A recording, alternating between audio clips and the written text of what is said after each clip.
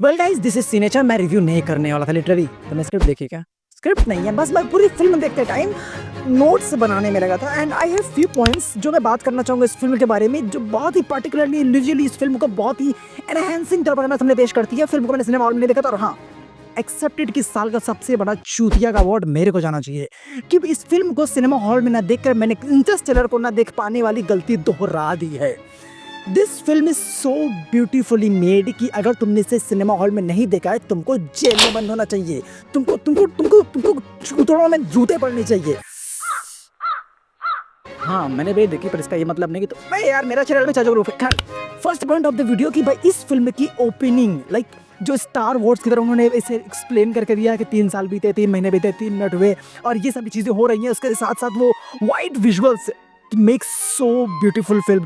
भाई इसका opening one of the best इस फिल्म के इस पूरे साल की जो मूवीज आई वो सबसे बेस्ट ओपनिंग था। उसके साथ जिसका मेन स्कोर ही मूवी का स्टार्टिंग के 2 मिनट में ही दे दिया जाता है ना, उससे अच्छा भाई लिटरली गूज़बम्स आ रहे थे। फिल्म के शुरू में जिस तरह उन्होंने सुपरमैन को इंट्रोड्यूस कर दिया as a human, like literally they introduced him as a human. कि भाई सबसे बड़ा सवाल ये होता है सुपरमैन को लेकर कि do you bleed, and yes he bleed. और उस फिल्म में हम इसको देखते भी है सुपरमैन को कि कैसे शुरू के फिल्म के 2 मिनट में हम उसको खून से लथपथ देखते हैं और क्रिप्टो उसकी तड़िया और तोड़ रहा था उसकी हड्डियां, और इन सब के बीच फिल्म का कुछ टाइम बीतता होता हमें देखने को मिलता है उस फिल्म का main villain Lex Luthor. This man is so complex भाई, सो अनप्रिडिक्टेबल कि ये कुछ भी कर सकता है। और उसके आगे चलने पर हमने फिल्म में देखा भी है ये कैसे कैसे वियर्ड डिसीजंस लेता है कि वो खुद को क्वेश्चन कर बैठता है, पर इसके लिए वो रोता भी है। एंड दिस शोज कि ये कितना सोशियोपैथ टाइप का पर्सन है।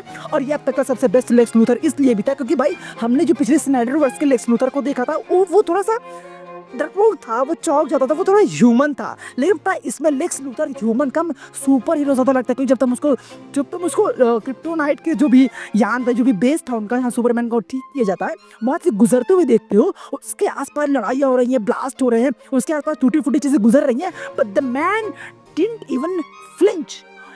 उसकी आंखें तक नहीं चिपकती हैं। दिस शोज की हाउ इनह्यूमन ही इज। और सुपरमैन वहीं पर कितना ह्यूमन ही फील होता है जब उसको शुरू में ही खून से लथपथ देख लेते हैं। फिल्म में कैसे हम देखते हैं कि लेक्स लूथर सुपरमैन को सबसे ज्यादा अच्छे तरीके से जानता है, इवन हम सारे थ्योरिसिस्ट आई मीन कि तुम देखो कि कैसे वो एक एक पंच उसके जानता है, एक स्टाइल जानता है, सब कुछ वो जानता है और उसको टैकल भी इसी तरह से करता है। और वो दिखाता है कि लेक्स लूथर कितना सुपरमैन को परफेक्टली जानता है। आगे चल के बहुत काम आने वाला है और फिल्म में भी आगे चल के बहुत काम आता है। देखते हैं उसको फाइटिंग स्टाइल उसका कितना बेहतरीन बना कर रखा है उसने जब वो सुपरमैन से अपने क्लोन्स को लड़ाता है। और ये फिल्म में देखना होगा। खैर, फिल्म का एक बहुत ही सबसे ज़्यादा पावरफुल पॉइंट ये आता है, मुझे बहुत ही ब्यूटीफुल लगा, और वो ये है कि फिल्म के कलर्स।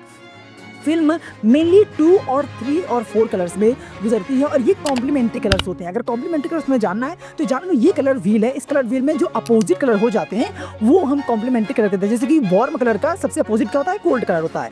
यानी कि रेड का अपोजिट ब्लू हो गया, येलो का अपोजिट ब्लू हो गया, ग्रीन हो गया। इनके जो अपोजिट हैं इनको हम कॉम्प्लीमेंट्री कलर कहते हैं। और ये पूरी फिल्म 2 कलर पर मेनली बेस होती है, ब्लू और येलो के शेड्स और ब्लू के शेड्स। क्योंकि तुम इस फिल्म में जो कपड़े पहने हैं ना, इवन तो तुम इस मीटिंग में इस कपड़े को पहनने होगी। और तो खैर एक चीज़ थोड़ा ऑब्जर्व करने वाली थी कि जो लोग ब्लू पहन के आते हैं इस फिल्म में, मोस्टली ऐसा नहीं है, पर अगर तुम ऑब्जर्व करोगे थोड़ा तो तुम्हें ऐसा फर्क पड़ता है, तुम्हें पता चलता है कि वो सुपरमैन की तरफ होता है। जैसे कि इस मीटिंग में सीन देखने को तुम्हें मिलता है कि कैसे इस पूरी मीटिंग में सब लोगों ने ब्लैक पहन रखा है, सिर्फ एक लेडी है जो सुपरमैन को डिफेंड भी करती है और लेक्स लूथर को सवाल भी करती है, सिर्फ उसने ब्लू पहन रखा है। ये थोड़ा मुझे लगा कि भाई ये सुपरमैन के पक्ष में है। भाई कोई भी फिल्म में कोई भी सीन ऐसे ही नहीं बना दिया जाता है, खासकर जब जेम्स गन जैसा डायरेक्टर हो।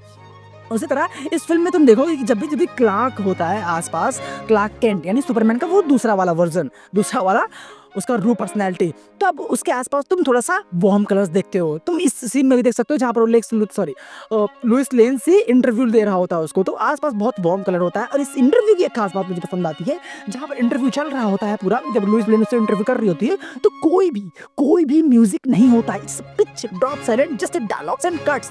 बट जैसे सुपरमैन होप और बाकी सारी चीज़ों को एक्सप्लेन करना शुरू करता है, the music start to embrace the scene. वो बहुत ही खूबसूरत लगता है। फिल्म के आने वाले कुछ सीन्स मुझे बहुत इंटरेस्टिंग लगते हैं, बहुत ही अच्छे लगते हैं, खास इसमें लाइट का जितना अच्छा इस्तेमाल किया गया ना, शायद इस साल किसी फिल्म में मैंने बहुत अच्छा लाइट का इस्तेमाल देखा, पर भी हो सकता है। लेकिन इस फिल्म को हम तारीफ करना चाहें कि इसके लाइट्स की जो वार्म साइड में या फिर जो बाहर नेचुरल लाइट में भी शूट किए गए होंगे, ना भी किए होंगे, स्टूडियो में भी किए गए होंगे, पर जो हमें बाहर के सीन देखते हैं, बिल्डिंग से इंटीरियर में एक्सटीरियर वाले सीन देखने को मिलते हैं, वो भी काफ़ी ब्यूटीफुली उसको शूट किया गया, लाइट किया गया है। और चेहरे पर जैसे लुइस लेन बहुत वाइट है और उससे थोड़ा सा शेड कम होता है हमारे सुपरमैन का, उन दोनों को कैसे एक सीन में अच्छे से एक्सपोजर किया गया, वो बहुत ही खूबसूरत है। एडिटर को एक पॉइंट इसमें तो देना चाहिए हमेशा।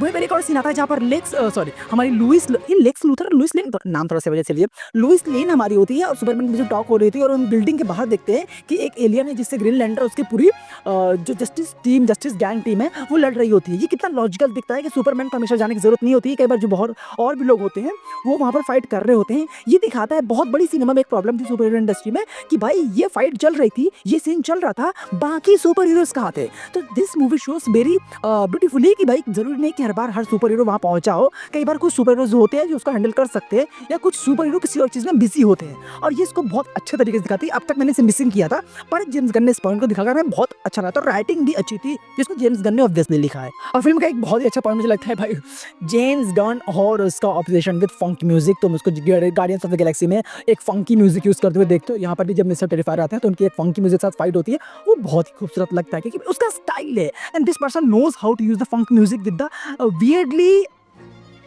Weirdly angled shots. क्योंकि इस फिल्म में कैमरा एंगल बहुत ही अजीबोगरीब तरीके से है। आई मीन मैं जानता हूँ थोड़ा तो अजीब है, पर ठीक है, अच्छा लगता है। अब यही नहीं कि अच्छा लगता है, सच में थोड़ा बहुत तो अच्छा एस्थेटिकली लगता है इसीलिए, पर वियर्ड फील होता है आंखों को। वो फाइट के एंगल तुम बूम वाले कह रहा हूँ, जो तुम रोबोटिक आर्म्स वाले फाइट सीन्स देखते हो, ये बहुत ही अच्छे से उन्होंने इस्तेमाल किया। आई नो कि वो स्टूडियो में शूट हुआ है, पर बहुत ही खूबसूरत तरीके से उसको शूट किया है और बहुत अच्छा लगता है। वो रॉकेट क्यों बोल रहा हूँ मैं, रोबोटिक आर्म वाले shots. And again I am just gonna talk about the person, the man, the legend James Gunn का जो कलर्स के साथ ऑब्सेशन है। This man knows how to use music, colour, shots, angle, scenes, उन सबको compose करके तुम्हें देता है वो मास्टर क्लासेस, मास्टर पीसेस। कि इस फिल्म में एक सीन आता है जहाँ पर बहुत सारे कलर्स होते हैं, ब्लैक होल वाला सीन जिसकी बात कर रहा हूँ। ओ भाई, crypto, slow motion, music, hyper tension, और ऊपर से ब्लैक होल वाला, वहाँ पर सुपरमैन, ये भगवान, इतना ब्यूटीफुल सिर्फ जेम्स गन ही दिखा सकता है। और स्लो मोशन भी सिर्फ जैक स्नाइडर कर सकता है। ये गलत फहमी है। फिल्म में मैच कट्स भी यूज हुए हैं, लाइक लिटरली बहुत वियर्ड है भाई। वहाँ से प्रेसिडेंट ऊपर से नीचे गिरता, हॉक गर्ल प्रेसिडेंट को नीचे फेंकती है और फिर हम टैबलेट को पानी में जाते देखते हैं। कितना ब्यूटीफुल मैच करता। और ये सब कुछ है प्री प्रोडक्शन में, राइटिंग में ही होता है। जेम्स गन ने बहुत ही कमाल की राइटिंग की इस फिल्म के लिए। वहीं पर एक और सीन आता है जहाँ पर हम देखते हैं कि सुपरमैन के लिए बहुत लोग आस लगाए बैठे हैं। ये बहुत लॉजिकल फिल्मों में से एक है भाई, जहाँ पर सुपरमैन के लिए बहुत लोग आस लगाए बैठे हैं। एक बच्चा जो सुपरमैन का फ्लैग भी लगाता है, और सुपरमैन के लोग वहाँ पर उसको लाइव भी देख रहे हैं, सब लोग देख रहे हैं, और फ्लैग के साथ उसका म्यूजिक बजता है, वो मेन स्कोर बजता है। ओ शिट भाई, क्या क्या कमाल किया वहाँ पर। देखो मैं सिर्फ यूं ही तारीफ नहीं कर रहा हूँ। If you know the cinema, if you understand the quality of the cinema, then you must have got the goosebumps in this particular scene. But वहाँ सुपरमैन नहीं पहुँचता है, बिकॉज समटाइम्स तुम्हारी होप वहाँ पर नहीं होती है, पर होप के अलावा कुछ और चीज़ें वहाँ पहुँच जाती है, और जस्टिस गैंग वहाँ पर पहुँचती है और वो सब कुछ ठीक कर देती है। फिल्म में एक पोस्ट क्रेडिट नहीं कहूँगा, एक लास्ट में सीन है जहाँ पर सुपर गर्ल को भी दिखाया गया था। मैं मुझे लगा शायद बैटमैन का कुछ दिखा देंगे, मे भी शायद बैटमैन का, लेकिन नहीं, फिल्म ने कुछ नहीं दिखाया। पर फिर भी जो भी है, जैसे भी गाइस, ये फिल्म मुझे बहुत अच्छी लगी, and I am feeling so डम कि इस फिल्म को मैंने सिनेमा हॉल में नहीं देखा। I waited for the web DL and just मैंने इसको फ़ोन में देखा है। मैं रोए जा रहा था कि यार क्यों, शिट, मैंने इतनी गलती क्यों की है। पर अगर मेरे आसपास से अभी भी लगी है, जो कि शायद नहीं लगी होगी जब तक ये वीडियो बना रहा हूँ, तुम जाके देख सकते हो guys. This video is only specially for the cinema lovers, वो जो अंडरस्टैंडिंग है, जो समझने की कोशिश करते हैं, उनके लिए। सबके लिए इतना लंबा वीडियो बनाने की कोशिश भी नहीं है, और मूवी रिव्यू जरूरी नहीं भी कि आगे भी आएंगे। अगर मुझे लगा कि ज़रूरत है तो लाऊंगा, नहीं इतने लाऊंगा। खैर, that's all for today. Video में गुड डे।